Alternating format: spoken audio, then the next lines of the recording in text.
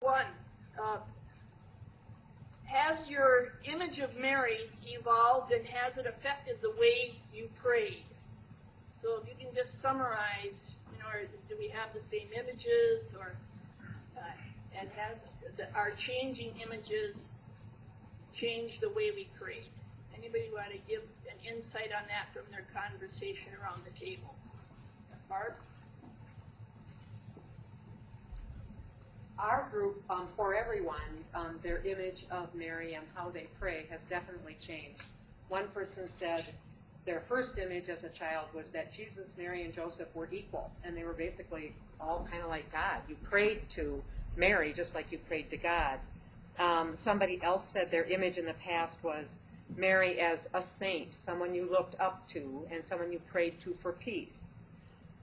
Someone else said Mary was kind of this Caucasian person, or Asian, and didn't have anything to do with cultures.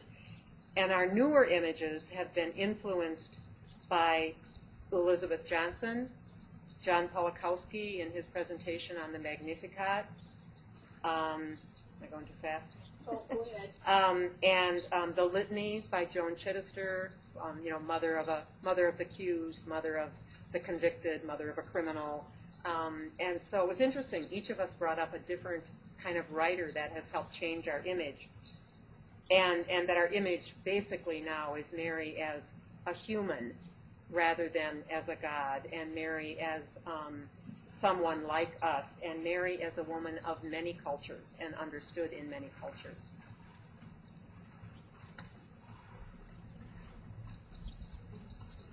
Anyone else? In our table, we had Mary as part of family, not a queen except during the May crowning. And she was never thought of in another culture. She always looked like one of those in our neighborhood. The statue that represented Mary was equal to Joseph. That she existed in humble relation to community because of her pose. She was always with her head bowed. And that someone related to her as mom, and that the Magnificat had brought much of great meaning, what Mary meant to her in her older life. And then we had a community in Africa, the Zulu community, had a friar who sent away for a sculpture of Mary, and they dressed her in the local clothing, which was like a pagan clothing. And as soon as the friar left, the sisters there put it in the basement, because that wasn't what you should do with Mary. Mary should not look like that. She had a pagan dress on. She had a pagan dress on. And then there's also there's a lot of culture talk that came up in our table. There was a Vietnamese family that came to the U.S. and traveled, and as a gift, they gave Our Lady of Lavon to Mary Hogan, and you can go and see her in Omaha. It's in their house, so Mary is represented there. And then Mary evoked in images in prayer. People are able to pray to Mary with how she was working with the people, not so much in an elevated state, but as she was being with the people. So that perspective was a way to actually pray to Mary. And a woman of comfort, from a man's perspective, Mary was like a wife, but it was a person who brought comfort, and through her beauty and through her purity, this wife. It's not a sexual thing as much as it is a place of comfort and beauty through that kind of purity. Anyone else?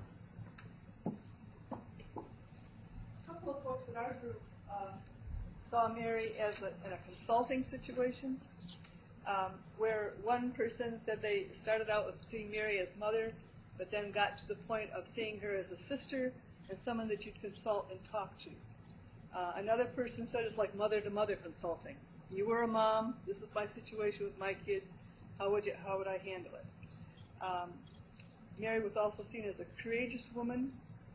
Another mentioned that Mary helped that person see the feminine aspects of God.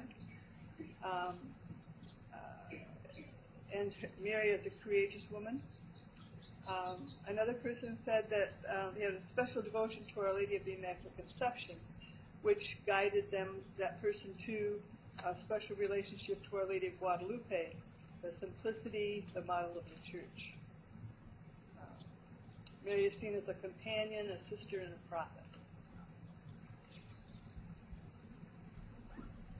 Okay. Good. We talked too about the change from our childhood images or the images that we saw around us where Mary was very passive and submissive to being a woman of courage and strength, and how that impacts us as we can relate to that in our lives.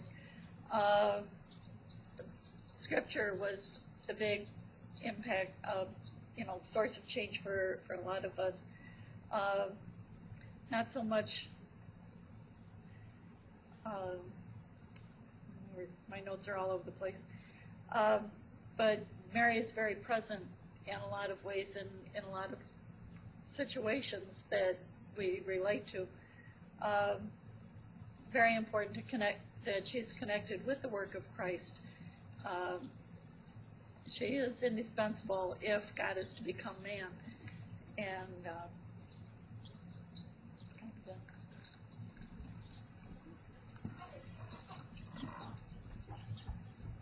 All right.